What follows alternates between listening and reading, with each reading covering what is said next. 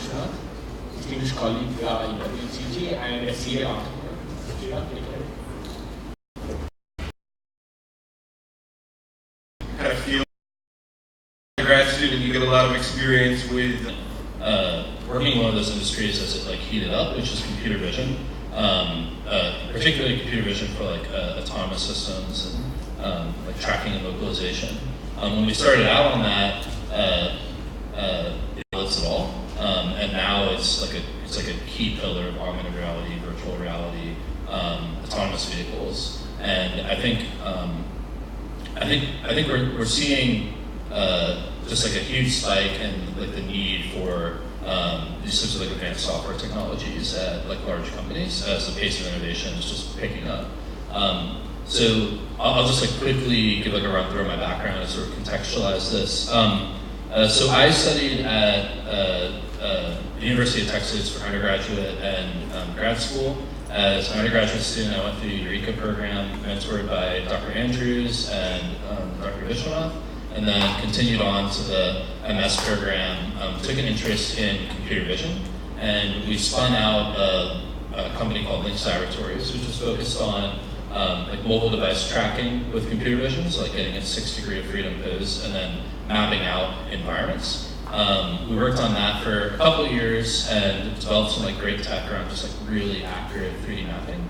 And then we went on to get acquired by a business called Occipital that was a leader in consumer 3D sensors. And while we were at Occipital, actually the sort of thesis for that acquisition was interesting. It was like everyone in the space could tell that it was like starting to heat up, and there were like large investments being made by like Google and these car companies. So our objective was to sort of consolidate efforts, and in addition to the successful consumer business they had, sort of set the groundwork for building the licensing business as well, so that as these companies sort of scaled their efforts, we could make money as there's sort of that product and technology consolidation going on. So that effort was ended up being almost entirely focused on augmented reality and virtual reality. We Canberra-based augmented reality. Just to sort of just briefly express my appreciation for like what the sort of role that WNCG played in that, pull emerging technology out of universities and interacting with some of those schools, like tech transfer offices, and like really getting a sort of appreciation for what a special environment this place is, and its encouragement, fostering innovation, and sort of encouraging graduate students to view startups as a viable alternative to conventional sort of postgraduate and post-academic career paths. I am sort of always going to be grateful for that, and I really appreciate the opportunity to be here and speak with you all today. So thank you. Hi. So my career path has been a little unconventional, I guess similar to the other people on this panel. But I'd also like to highlight that I haven't started a company myself, and in that I'm sort of very different from the rest of the panelists, including you, Sriram. You start companies as well. But I think why don't I just provide some quick context on what I do, and we'll just chat about why I do what I do right now and why I'm on this panel. So we're partnered at Vertex Ventures. By Silicon Valley standards, we're a small venture capital fund. We have $150 million in our first fund, and we'll probably raise another 150 or so in the second fund in a year or 2 years, and so on and so forth. And we primarily invest in sort of seed and Series A companies. There's 4 of us in a small office in Palo Alto with a couple of assistants, and we're engineers, and we like funding like sort of technical projects funded by engineers typically. Now I can sort of talk about how I ended up sort of doing what I do. I started, grad school.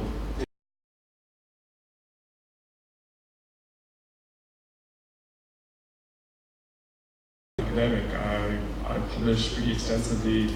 I I used to write QED after every like 20 or 30 sentences because it just felt like that's the way in which I would sort of make my mark in the world, is like expanding the understanding of information theory, which is what and type 2 networks, which is kind of what I did. And then I think somewhere after my second internship at Texas Instruments, I kind of realized that perhaps a great way to realize all the important theoretical work I was doing was actually to figure out a way to apply it. And given my really subpar coding skills, I decided not to join the actual sort of business unit at Texas Instruments, but I joined the R&D center at Texas Instruments, which was a wonderful environment of very similar to WNCG, which is sort of a collection of sort of small teams working on sort of select problems, but doing sort of advanced research. Very similar to sort of the Intel Labs stuff that we, the person from Intel Labs or Netflix that we heard earlier this morning. While there, I gained a real appreciation for two things. One is that it's really, really hard to take technology, to take interesting research problems and sort of build products that people actually want to buy. That's really hard. The second harder thing is that all of this requires investment, about like for at least like a 5-year investment horizon, and it's incredibly hard to convince people that they need to give you like so many millions of dollars so that you can go and realize this grand vision and actually build something that is truly disruptive and non-incremental. And my second project at Texas Instruments, the first project was I was sort of a LTE advanced Mac protocol designer. It was good. I could just write MATLAB and sort of get by, and I could then go and basically bore people to death at these panels called the 3GPP RAM, the LTE panels, where basically like 80 people from across the world get together and talk about why their root mean square error is 0.5 dB better than the other person's root mean square error, and so therefore their algorithm needs to be accepted. And that was fun. I liked just the challenge of like telling people that my root mean square error is better.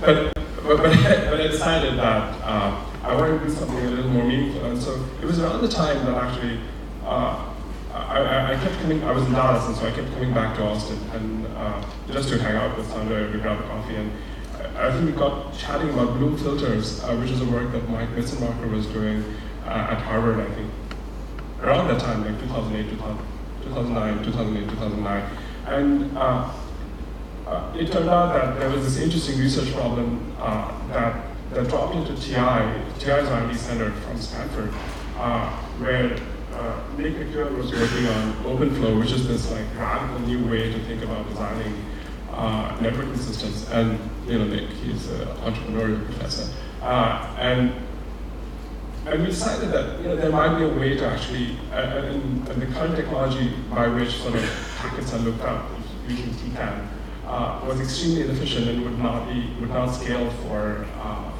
sort of software-defined networks. And we decided that we would start using Bloom filters as a way to build like lookup tables, forwarding tables for these network systems.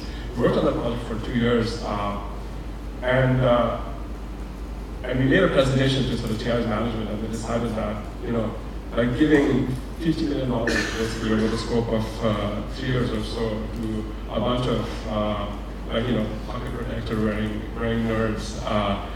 With a professor from Stanford, God forbid, was not a good idea. And I really grew frustrated from that experience, and I decided that I want to be in the business of actually making decisions for why technology should be funded or not. And I'm not saying that I've done a great job at it so far. We'll find out, right?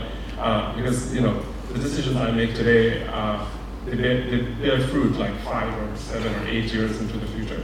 But that was kind of the catalyzing moment where I decided that I want to be in the business of actually making decisions rather than actually doing this myself. The company eventually, so that project eventually spun out of Texas Instruments, and it's raised $120 million to date, so way more than what we were asking from the management of Texas Instruments. And it's funded by a bunch of venture funds. I decided not to join the company because I didn't want to I really felt that I wanted to actually be on the other side of funding sort of disruptive new technology rather than sort of be an engineer any longer. I went to business school for a brief moment and I came back to work first for Cisco's investments and acquisitions team. It's a $40 billion balance sheet company that works on software networking among other things, and so it was a really exciting time to be there in Silicon Valley. That was my first move to San Jose. Worked there for 2 years. I got recruited out of there by Menlo Ventures, which is like an ancient venture capital fund, like with investments from Hotmail and Ironport all the way to Uber, and had an amazing 2 years just learning the business of what it means to raise capital from pension funds and from other investors, and make good of that money. I mean, how do you wisely allocate it? How do you help companies at various stages? Whether it's sort of a seed stage company, a Series A company, or a company further down. How do you sort of help entrepreneurs find people with complementary skills and surround them with talent? How do you figure out how to negotiate, complex customers, like working with the Oracles and Googles of the world? And then finally, how to realize a return on the investment, because fundamentally that's kind of the fiduciary duty of an investor. I think the most exciting thing about being sort of an investor is that I get to worry about 5 companies at a time instead of just worrying about 1 company at a time. The most challenging part of an investor is that I always feel like, sort of the uncle that has come to Thanksgiving dinner that, it's not really part of the family, but you're kind of there, right? I mean, I think that it's sort of a trade-off that I've sort of very willingly made. But I do enjoy sort of the work that I do in helping entrepreneurs sort of realize their vision and build a great company and be economically rewarded for the work that they're doing, which is important, I think. And I'm super excited to be here. I echo Bob's sentiment of I wish the building looked like this when I was in grad school. But I would also be keen to figure out ways in which I can work closer, my firm can work closer with Texas and the Austin ecosystem. So I'm super excited to be here. Hi, this is Ayan. I graduated from Univ in 2015. I joined here in 2009, worked under Dr. Charlie Ghosh.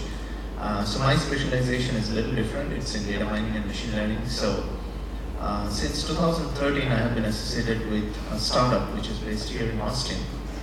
And what we do is basically solving interesting machine learning problems for companies in different verticals. So we brand ourselves as an enterprise AI company. We started in 2013. So the company was founded by a few of the ex-IBMers. So they came from IBM Watson Lab, which now has been disintegrated, unfortunately. So they started the company. I was one of the early employees. So I started going there as an intern. So I interned there for 2 summers. Started enjoying the atmosphere there. And what I particularly liked was exactly what Sandeep was saying earlier, was that in academia, I used to struggle a lot with like 0.05% improvement in perplexity or in precision or recall. But as soon as I went to the startup, I realized that no, my work is more appreciated there. It's because I'm taking some real world problems and trying to come up with solutions in a reasonable amount of time. The solution may not be completely accurate, even if it is an approximate one, if it improves the business outcome by some margin, then that should be fine. So I really started enjoying that kind of environment and then atmosphere there. And after my graduation in 2015, I joined there as full-time. So I was still one of the early employees there. And since now we have grown to 150 people, so we are not really a startup anymore. We have offices in Austin, so that's the headquarters. But we have offices in San Francisco, we have offices in New York, as well as in London and in Hyderabad. So overall, we have 150 people there. So few of the flagship clients that we have in the healthcare space, we had Intermountain, we had MD Anderson Cancer Center, we had, I forgot. So So in finance, we had a few more flagship clients. So Barclays being one, Morgan Stanley being another, USA being another one. And in retail, we had Macy's, Under Armour, and many others. So the thing that we target when we talk about enterprise AI is basically solving problems end to end. And if you look at any enterprise software business, there are problems in getting your interface right with your databases, with your front end, with your compute environment, that is runtime environment, which could be Kubernetes based or which could be Lambda architecture based or anything. These are like the new buzzwords. So you have to be really careful in what you propose to be able to integrate seamlessly with many of these existing environments. So data science and machine learning is only a small part of that. So you need a lot of people with a diverse set of skills in getting a business or in founding a business like that. So we have been really successful, and over the years, what we have really learned from multiple different customer engagements is that there are basically three types of customers in the market. Customers who really understand AI and ML, so they have their own internal data science team, so they don't want to outsource their business or their work to others. I mean, if they want to, but they will do that only with a few qualified sort of people. So these are extremely difficult clients to have a business with. So the third tier and the second tier, I will come back. Clients who have no idea, will probably read something on LinkedIn or something on New York Times that AI is very hot, AI is very popular, and they just want to get into that train. So these are also dangerous people to work with because their expectations could skyrocket very easily once you start engaging with them. So those are also bad customers. Now there is somewhere in the intermediate stage, and these customers, they cannot really afford a big data science team, but at the same time, they understand, they have a good appreciation of what it takes to build a data science or ML or NLP-based solution or a computer-based solution, computer vision-based solution. So they are keen to invest and they are keen to wait, they are keen to develop a solution with you. So these are useful clients to work with. And to that end, our proposition has been, the company's proposition has been that you first build a platform. This platform provides some basics, amenities, some basic flexibilities. For example, I talked about integration with different kind of databases, be it Postgres or Oracle or whatever it is, and some of the other set of tools or the runtime environment. But on top of that, what we aim to do is that we want these customers, these specific clients, to develop or to finally develop solutions out there. So we will do some engagements with some of these clients or with some of these customers and enable them to solve some of their business problems. Not to the complete extent because that requires a lot of domain knowledge, but we can probably start some of the engagements that they feel really comfortable with and they know how to use some of the tools that we provide.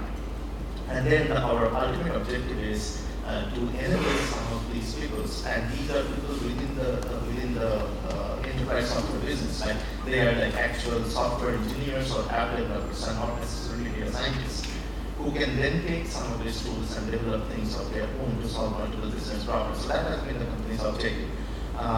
So we have passed Series B, and Series B I think we gathered almost like $27 million. We have been supported by Norwest Ventures, by Intel Capital, and there are multiple partners like IBM, Deloitte, and Pros. So we are still growing and we are hiring more people. So one of the objectives of myself coming over here is to attract more people from the WHCG group so that you get interested in what we do and you can do an internship or get a good position. So. My name's David Hampton. I'm a UT grad as well, but not from an engineering school. I graduated in '91 with a master's in public accounting from the business school. So I'll bring a little different perspective, I suppose, to the panel, but I'll briefly kind of run through my background that might be relevant for questions, hopefully. And I'm excited to be here. Thanks, Sriram, for letting me substitute for Vidur, who's my business partner in M87, and as happens in a startup, is not in control of its own schedule. So I worked for public accounting for a couple of of years, and then worked for Dell Computer from 94 to 99. And at that point in time, Dell was kind of a fast-growing startup. I think there were maybe 4,000 employees when I started, and 30,000 plus when I left. I left in February 28th of 1999 and started, joined a startup, and literally, you know, as you would think, it was a handwritten offer off of a notepad that I signed on the spot to go do. So I had that kind of conviction that that's something I would want to do. And 99, of course, was the dot-com bubble. We raised $100 million in 12 months in 5 rounds, and then had an IPO in the 13th month for $145 million with 27,000 in revenue at a $1.6 billion valuation. So it was definitely a crazy time. And then I juxtaposed that to my immediate next job, which was with a company here called Wayport, which was a broadband access provider. So in the telecom vein, which was very hot in the dot-com period, anything with telecom, you could raise a lot of money. We needed to raise around, and this was 13 months later, and we had millions in revenue in physical assets deployed in hotels to deliver broadband access back in the dial-up days. And I can remember 25 meetings in a row where we got 25 no's in a row. And the last meeting was particularly humiliating. When we finished, it was a quick no. It was in New York, and the investor said, we were never really interested, but we've done a lot of deals in hotels, and we've never known anybody to make any money in hotels, so we just needed to meet you guys to see what you guys were thinking. So that was the juxtaposed, easy money to raise to hard money to raise. I've been a startup since then, and typically at the early phase, so that could be, if there's anything I can offer you, I can give you some advice around the early stage part. I met Sriram and Vidur through the OTC, so I have been involved in lots of technology out of the OTC, UT, Horizon Fund, affiliated with UT as an investor in M87, so I've got a little bit of experience with that as well. Thank you, Dave. Thank you for those introductions, everybody. So, I think you have a very, very good experience in the panel here, although in terms of both backgrounds, there's engineering backgrounds, there's business backgrounds, and everybody ultimately in a successful startup needs to be able to balance an understanding of in a technology startup, the technology side, and understanding the market with a deeper understanding of the market taking precedence in how you position your startup. So having said that, let me switch to asking some questions on to, again, personal to your experience. What do you think of tech transfer from academia to industry in general?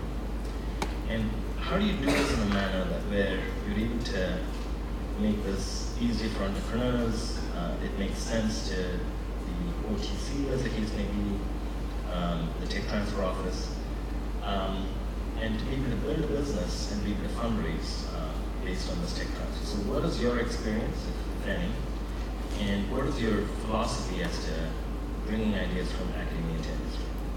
So who would want to take that?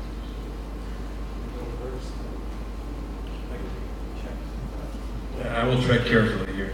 I think it is a very difficult position to be in to try to transfer. For example, if you're a grad student and you have research in a specific area, to try to translate that into a product, it's not a very straightforward thing. Because if you think about the process that you often go through as a graduate student or as a researcher, a lot of times your metrics are PER, packet error rate, SNR, capacity. Nowhere in that equation is the user experience or maybe some way to differentiate in the market. So I think it's a very tough thing because a lot of times people get very passionate about the research that they're doing, and maybe using those standard technical metrics, there is a lot to say about what you're doing, but at the end of the day, translating that into a product is not very easy.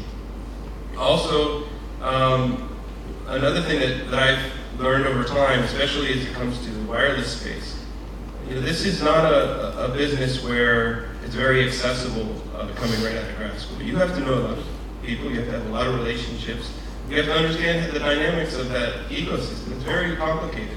And so as a graduate student, you just don't have access to that knowledge or even how to navigate that world. So I think it really depends on what your ideas are. If you're approaching being entrepreneurial as maybe creating something for the consumer market that you yourself would buy, I think that's a lot easier because you can see yourself as that consumer. You can understand how you might like something new in the market or how you might like something new that differentiated in the market. But when it comes to business, it's very difficult for a graduate student to understand what would make an impact there. So I think if I had to give advice to people who are in wireless, and of course there are other research fields here, but if I had to give somebody advice in wireless, I'd say if you're really passionate, you really should try to hook up with somebody that's more experienced in that space to try to take it off the ground.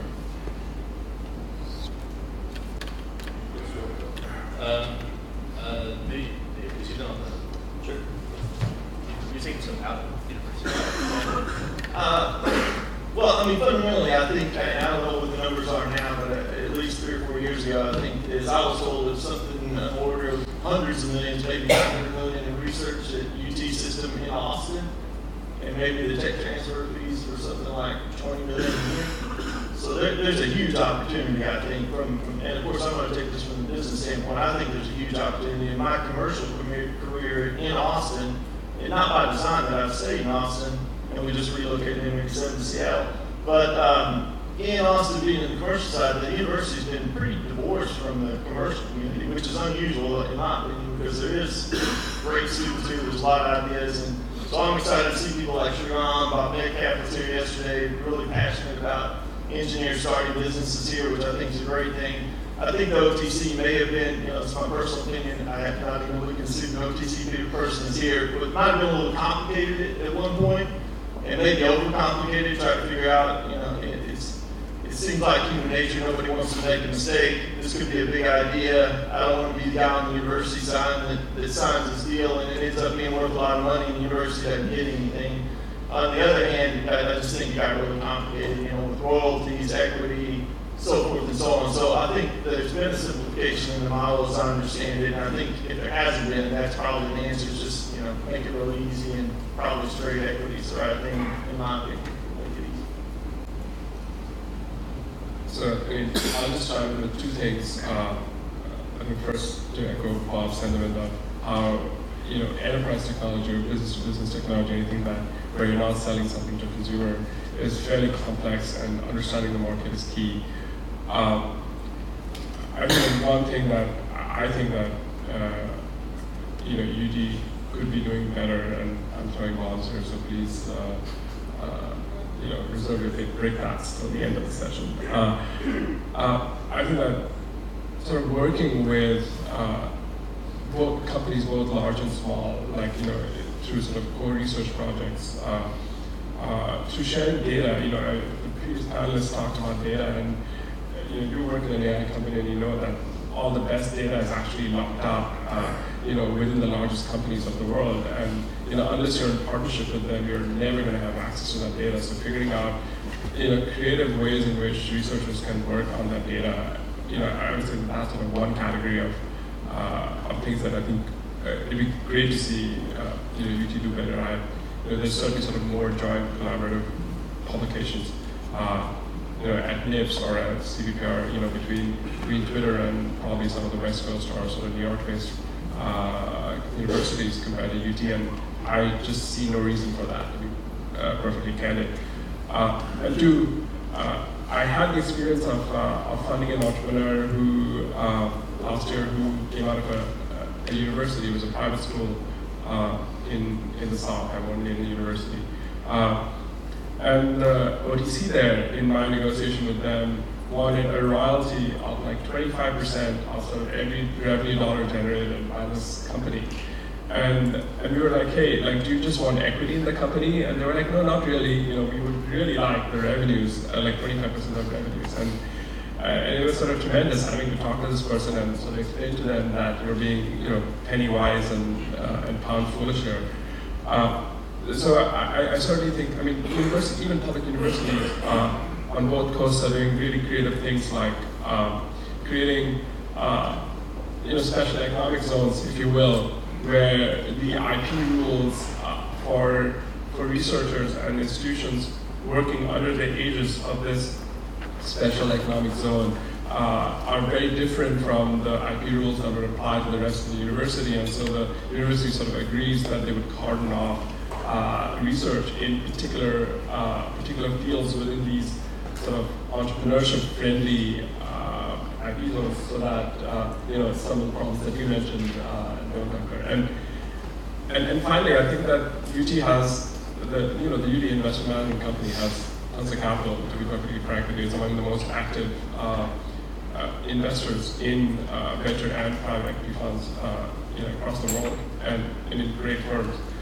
I think that more could be done at sort of the university level, at perhaps even the College of Engineering level or the department level, of funding, early stage funding for entrepreneurial teams that come out of the university. Those are probably a few suggestions. Thank you. So, one big question that comes up in any startup environment is venture funding, or funding of any kind to be able to start a company. How does one go about raising venture funding? This is both from the entrepreneurial side and from the capital side. And given that you have an idea, you've done a lot of the homework behind that idea. How is it that one can go from where you are to be able to convince somebody to give their time, their money, and to back you?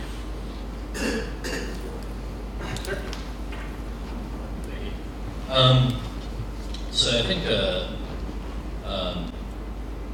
think raising venture capital, like a venture capitalist is just if they're like a customer, they're someone you partner with, and so at the end of the day, like raising venture capital is probably like another. It's like a sales and marketing problem, and it's like a B2B sales and marketing problem. So I think it's you have to like make a CRM, like you need to do pipeline reviews, you need to make sure that you're like covering a ton of service area, like talking to a lot of those people. You have to build like a competitive environment where they feel like there's some pressure to move, because VCs are kind of like Lemmings, and then I think that's something that's like hard for like first-time entrepreneurs, because it's like you have to understand this. I think what people's like intrinsic motivations are, and sales and marketing, especially coming from this type of environment, I think is like really difficult. And I think the other thing is that it's very relationship driven. Like the stats for like the venture capital firms, like there's venture capital firms that have like multiple associates or principals, like people that go out and do like community deal flow, that have never invested in one. One company that came from one of those like associates or principals, like their like sort of primary job is to just deflect away people from the firms. In reality, venture capitalists tend to invest in companies that come from like first-hand referrals from entrepreneurs that they've invested in before, that they really trust, personal relationships, or entrepreneurs that they have invested in before. So I think sort of counter to, and I think there's I think there's actually not a terrible alignment structure. Like I think there's a lot of reasonable arguments as to like why all that's rational and effective. But it is sort of counter to the narrative that a lot of venture capital firms present. So I think that my advice is basically like approach it as a B2B problem, and understand how important relationships are. It's like a networking sort of clubby B2B problem. And is that okay? Okay. Does somebody else want to go? Okay, so yeah, I'm still new to this entire setup, but one thing that I regularly hear from people in my company is that the investors typically have two sentiments: greed and anxiety. I don't know how real that is. We're like lizards. We have a lizard brain. That's right. Yeah. So as you can understand, that then this entire thing is very much relationship driven. So you need to have the right set of contacts. So you have to attend technical conferences or build the trust somehow. The other aspect of it is that how you do business with the clients. That is also one of the core components in how you can really get the trust of some of the well-equipped pieces. So I will give one example for the company or the space that I'm in, which is in machine learning or data mining. Now, in this space again, you can find three different types of companies. One company is like who do only consultants, right? But the consultancy companies, their valuations is much higher, so maybe 1x or 2x of the annual revenue.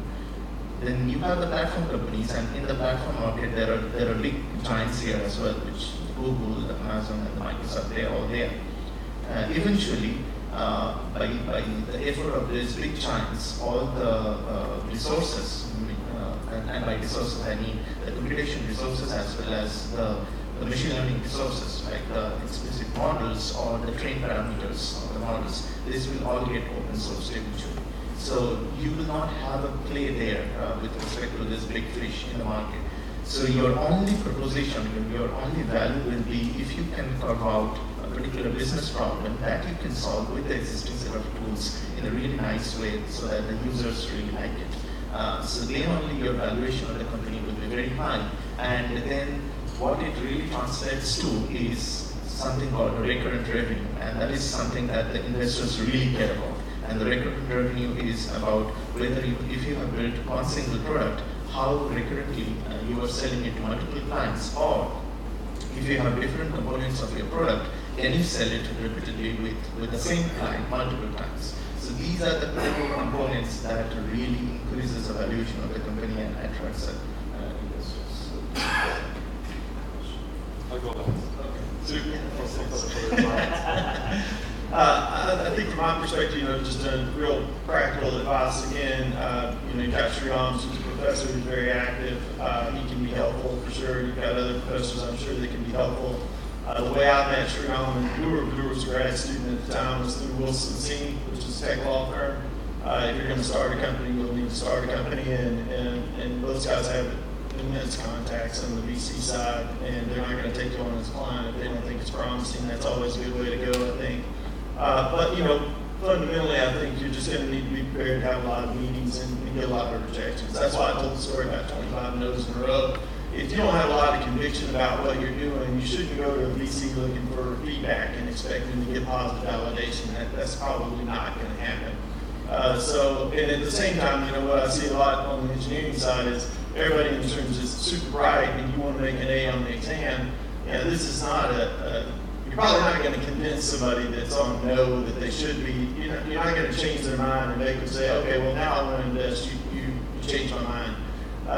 It's more of a numbers game. You're going to need to have 25 meetings to get the 25 no's to get to the 26 yes. So you're going to need to have a lot of conviction about what you're doing. And then one last thing, I think back to what Robert said early on, it probably is best, particularly early on, as you're trying to find an idea and a product to partner up with somebody who's got some, just not the same experience you have on the engineering side, maybe more of a business or product experience to kind of flesh the whole thing out.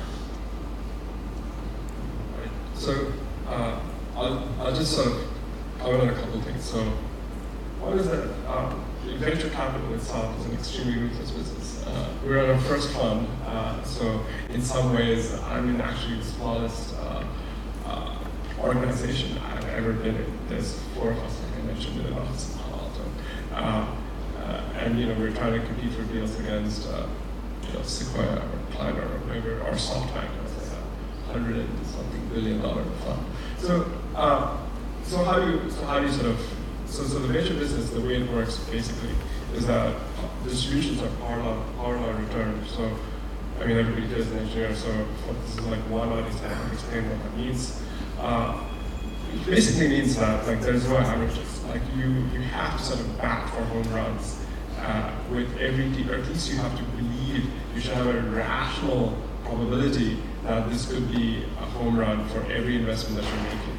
And and that sort of ties into discussions around market size and the team's tenacity of being able to execute against that sort of really large vision. So that's sort of that's an explanation for why VCs reject so many deals is it's very easy to talk yourself out, or to not sort of dream the dream, basically, to talk yourself out by saying things like, oh, we don't know if the market is sort of too new, it's too small, we don't know what's going to happen here, or, oh, this team is incomplete, they have a couple of engineers, maybe they've got this one business guy who kind of understands what revenues are, but, we don't know if this team understands the market that deeply.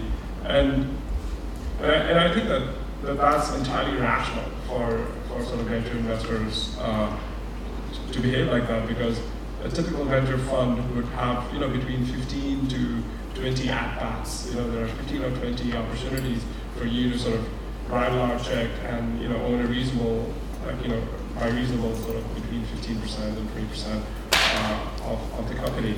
And you only have so many opportunities of doing it, and you have to believe that two things will happen, right? 50% of those companies are going to go to zero. If that's not happening, you're probably not investing in enough cutting edge things. About 25% is going to return, just about how much you invested, plus perhaps another 10 or 20% more, which is kind of like S&P 500 investing in that. And you're hoping for one or two outliers that's going to sort of return the fund multiple times. That's the call, basically, right? And that's the reason why VCs are do two things. One is that in the early days, when there's no validation that this market is large enough, that after I've invested in this company, somebody else, my buddy, is also going to invest in this company. If I don't feel that way, it's hard, and and hence the sort of the lemming-like behavior, because it's easy to invest in things which other investors are going to invest in as well, so that the company has cash to stay alive. Companies only go out for one reason, which is that they don't want cash. And two, I think it's really hard to build a very large, sustainable standalone company. I know that there's a lot of Silicon Valley talk about disruption and crap like that. Fundamentally, the biggest companies in any generation are not built by repeat entrepreneurs. They're not built by people who were in sort of the same club as the venture capitalists, and they're not built by people who are sort of conventionally vetted and who are conventionally thought of as sort of being good entrepreneurs. Right? I think in sort of every generation, you kind of break the mold of what sort of this amazing entrepreneur looks like. So I think that pattern matching is truly flawed at early stage investing, which is the reason why the only thing that we end up actually going with is think like a lizard, actually, right? And you're basically saying, hey, look, do I let the fear of whether this company can fail in all of this 100 in a combinatorial number of ways, will I let that sort of rule my decision makers just working with these guys, and greed is absolutely important as a driving factor there, but fundamentally it's the relationship with the founders that will actually make the thing work. And this is the reason why you're seeing so much emphasis on having more women, having more people from underrepresented communities in what has traditionally been sort of a very sort of old white guys in khakis and blue shirts, which has been sort of the norm in Silicon Valley. Yeah, I'll just go quickly. I'm going to put my grad student brain on again.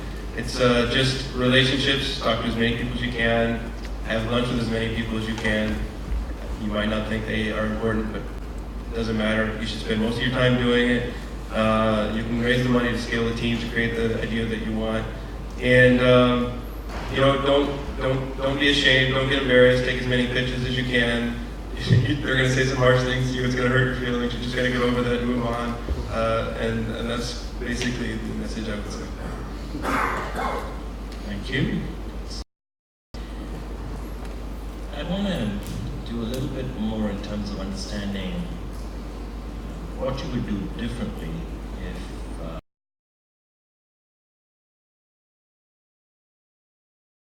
today, in terms of your career on the venture path, and in terms of your graduate education, so or your degree. was studying for your degree worth the effort, given the direction you went? Would it have been better to be a Bill Gates and drop out, or Michael Dell and drop out? Was any of it historically, in hindsight, worth the time?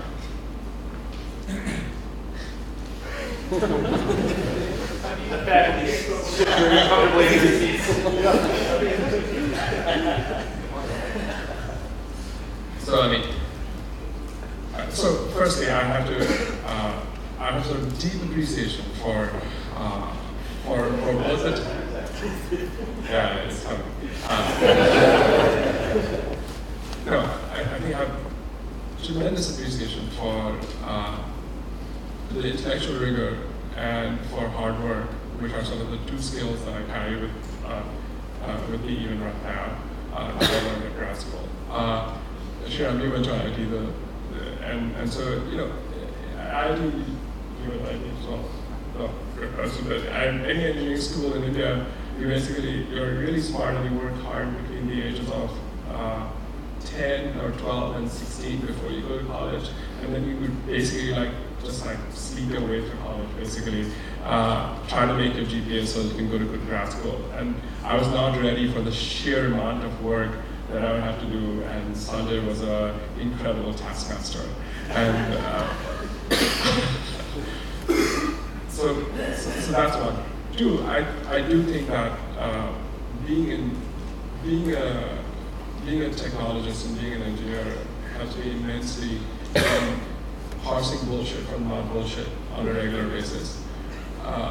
There's tremendous hype around AI, for instance.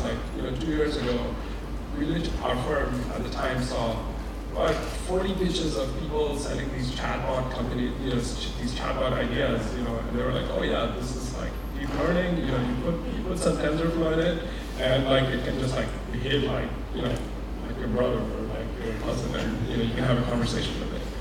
And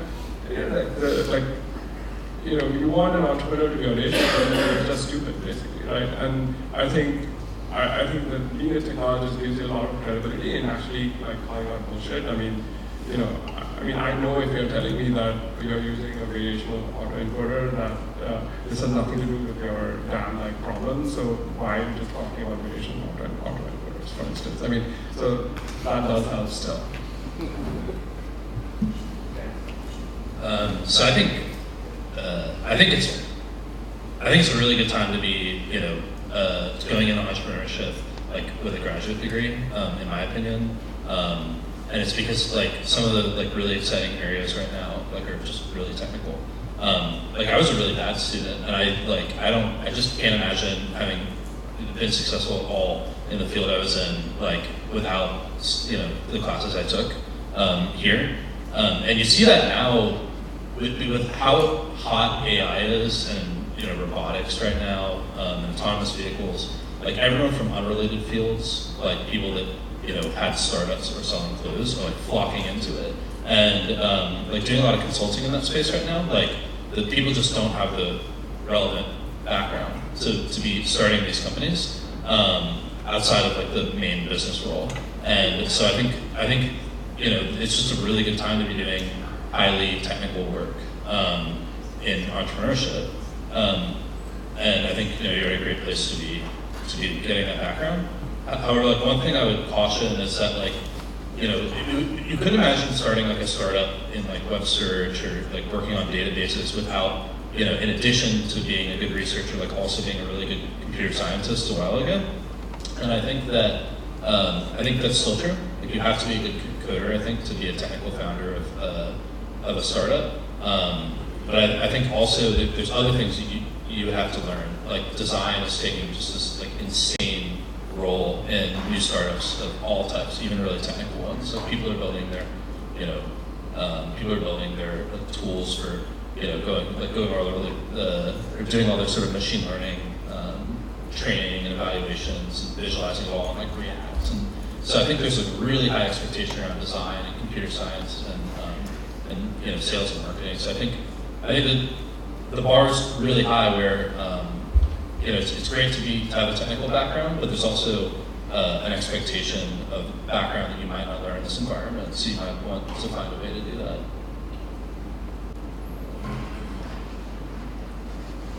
So a few days back, I saw a post that most of the Silicon Valley's companies are paying data scientists like anything between 500K to 750K. So if not for anything, I mean, that itself should be an incentive for getting a graduate degree. But joke aside, what I have experienced working with many of the different clients is that the clients themselves, they also want to get some assurance of, before investing their money into developing something. So many times what happened is that our salespeople, our project managers, our product managers, they went to the clients and they have sold something, they have sold a vision. But then the client had some really smart people, and then they came back to us and said, okay, I don't think this is really feasible. And if it is at all feasible, just show us a path of execution, like multiple different stages.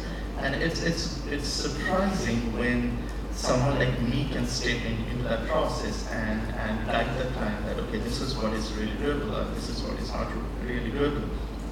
So the clients really appreciate that honesty and that kind of rigor. So if you want to have good business, you need to have some background, some technical background, and the graduate degree or PhD degree, it just gives the client that kind of assurance that where they're investing, it's really is in good hands and they can really deliver something useful. So that's very important. So I didn't go to the engineering school, this will be an easy answer. I would definitely say, you know, it's worth it. I'm passionate, lifelong learner, kind of big believer in education, so I think it's definitely worth it. But, you know, everybody here obviously is very good at math, and you just heard the venture capitalist say 50% is going to be a zero. And that's 50% that he decides to invest in, and he's going to reject 99% of the ones that come to him.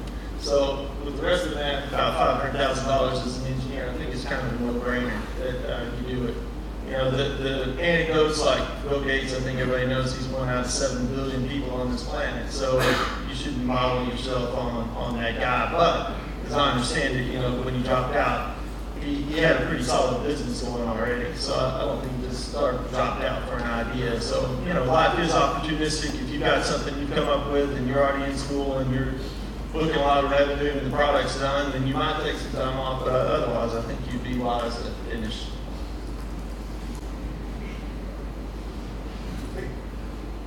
Yeah, I mean, any hesitation I have has not been, basically, I would say yes, definitely, it was a great experience getting a PhD. It's so hard to answer that question because, you know, you are a product of your experience, and so you can't really put yourself in the position of what you would be like if you hadn't gone through that experience. But for sure, there are people who, you know, they believe what you say because of the PhD that you have or whatever education you have. And so for that, it is very important. And I think there are many cases where you can say that. Thank you very much. So now I'm going to open it up to the general audience for questions. We have about 10 minutes, so Sanjay has the mic.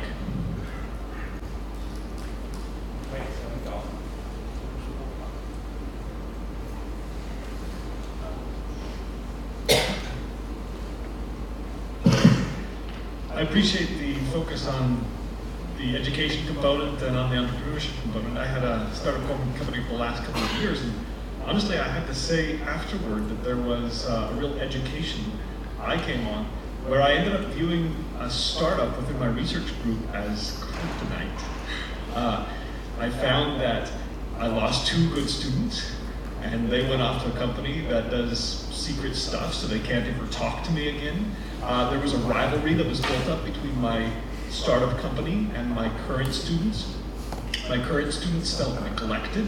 All of this was a negative, and the only thing positive that came out of it was a little bit of money in my back pocket. So I'm hesitant to do this again, and I'm wondering if you've had some thoughts about how research and startups can really cohabit peacefully.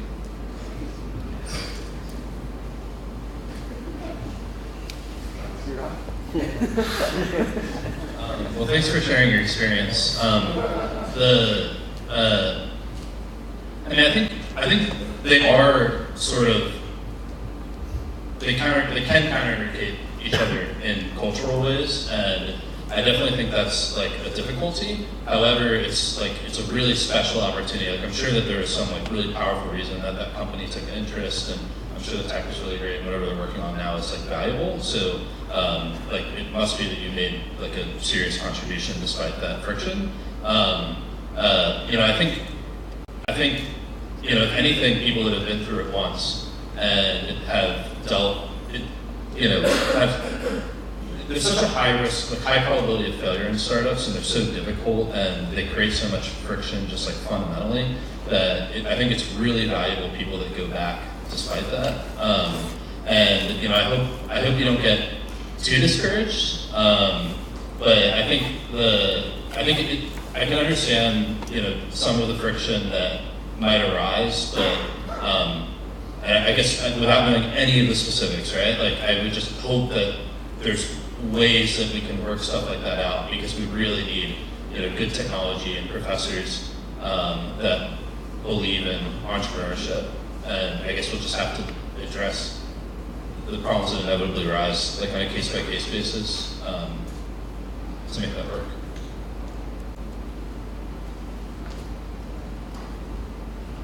Question for you. I run a small professional engineering company, and 5 years ago, our professional liability insurance from the Hartford, we got this big notice that now I have to get a separate error and omissions policy quoted.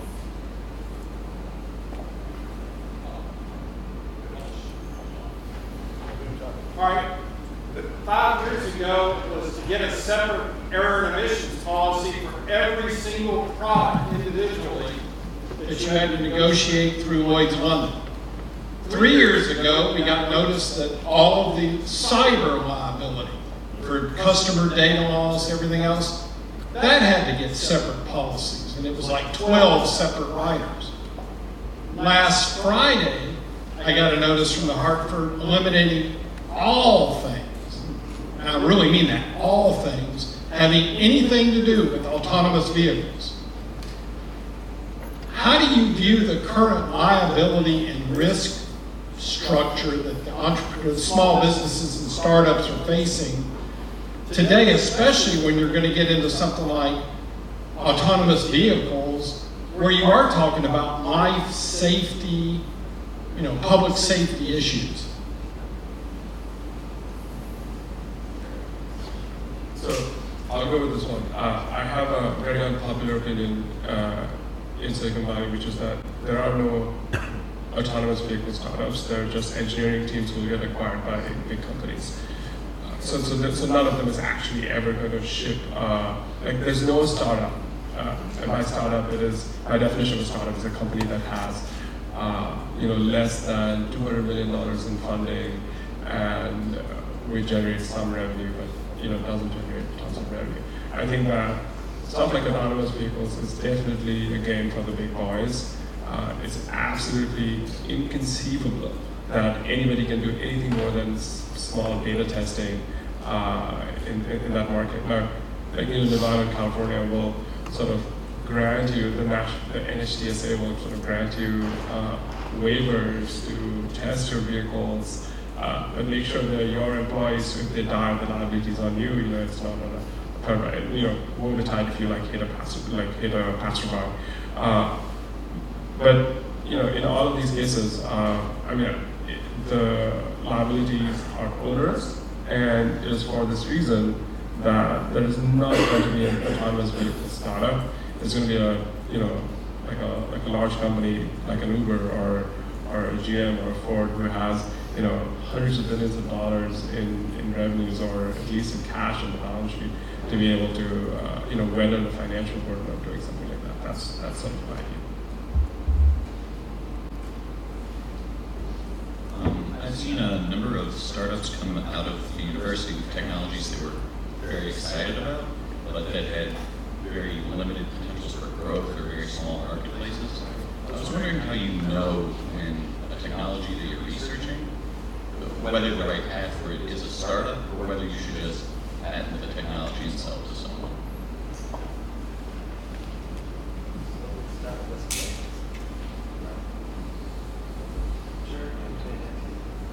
Yeah, I mean, it's a tough question, right? I think if you're going to do the startup, you probably need to be a lot more passionate about seeing that product come to the market. And it probably wouldn't be that binary outcome in your mind. If you could see yourself just licensing this and not being involved in it, then you probably shouldn't do the startup. You should probably license it. How about that?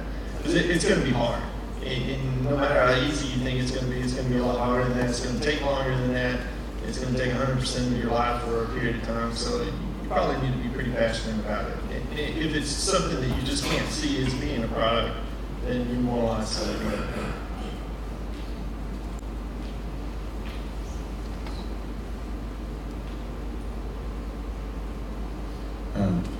I don't have a question, but I want to share my experience a little bit. I graduated from UT with a PhD in 2000. Ever since, I worked for 4 startups. They were all very high profile at that time. Co-founded by several entrepreneurs, by UT professors, Stanford professors. We got tons of money during bubble time. One company, we got 230 million. But that's not guarantee the success. Looking back, I don't regret.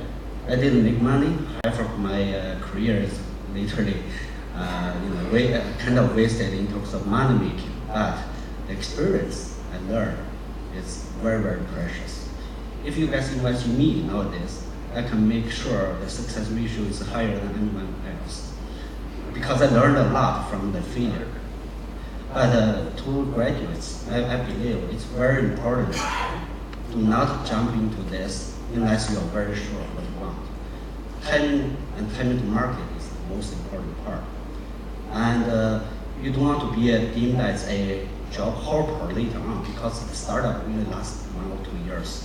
I changed my job very frequently because I experienced 2-3 sessions all during the startup period. It may not be very good on your resume. That's it. Thank you. Any final comments? I'd like to make one comment. I remember many of you kids in my classes over the years, and lots of chats. I still remember Sandeep Sunday night with yellow pads doing QEDs, asking 6 a.m. next morning on the later graph. So it's been fun seeing the evolution. It's super good to see all of you here. Then panel. A quick note now about lunch. We have a lunch sponsor, which is Northern Rose and Fulbright. We're really thankful to have them sponsor the lunch. I'd like Eric Hall, the partner there, to say a few quick words. Thank you. Yes, my name is Eric Hall, and I'm a partner in Rose Fulbright in the Houston office. And with me is Daniel Leventhal, also a partner in the Houston office. We're very proud to sponsor the summit. We've been doing so, I think, for about 3 or 4 years. My history with the ECE goes back before the wireless summit by quite a bit. I showed up in 1985 as a 22-year-old graduate student and got a PhD in 1989. Dr. Bovic was on my committee. Other activities, finally ended up in law school across the street, and it's been in Northern Rose Fulbright ever since. Northern Rose Fulbright is a very large global law firm. We have about 4,000 attorneys, which I think makes us number 3 or 4 in the world. With a large patent practice. We have about 40 or so electrical engineers who are attorneys there, many with advanced degrees, and we handle all types of patents. And it's a real privilege to be here. This building is amazing. I can tell you in the late 80s, the graduate student office was to take an old musty office in E&S, fill it with as much 1940s furniture as they could find, and then cram all the grad students into it. So as I walked around yesterday, it was just an amazing, amazing facility. And again, we're very proud to sponsor this, and the speakers have been just excellent. I've really enjoyed all of the presentations, and I hope you all enjoy lunch.